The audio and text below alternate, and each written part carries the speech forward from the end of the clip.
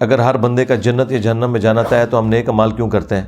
ہم نیک اعمال اس لیے کرتے ہیں کہ ہم جنت میں پہنچ جائیں، اور جو نیک اعمال نہیں کرتے وہ اس لیے کرتے ہیں تاکہ وہ جہنم میں پہنچ جائیں۔ تو بس ٹکٹ کٹا لو، جس نے جنت کا کٹانا ہے وہ نیک اعمال کرے۔ یہ تو اللہ کا علم ہے نا، کہ اللہ کو مستقبل کا پہلے پتہ ہے کہ یہ جنت میں جائے گا، یہ جہنم میں جائے گا۔ کس وجہ سے؟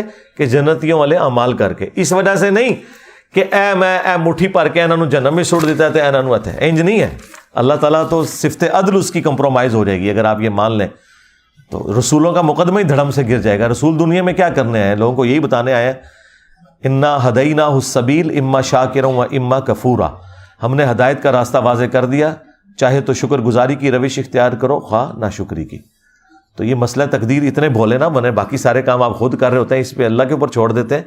تو مسئلہ تقدیر کے اوپر میری کافی تفصیلی ویڈیو ہے، آپ تقدیر اور انجینئر محمد علی مرزا لکھیں تو ویڈیوز کھل جائیں گی۔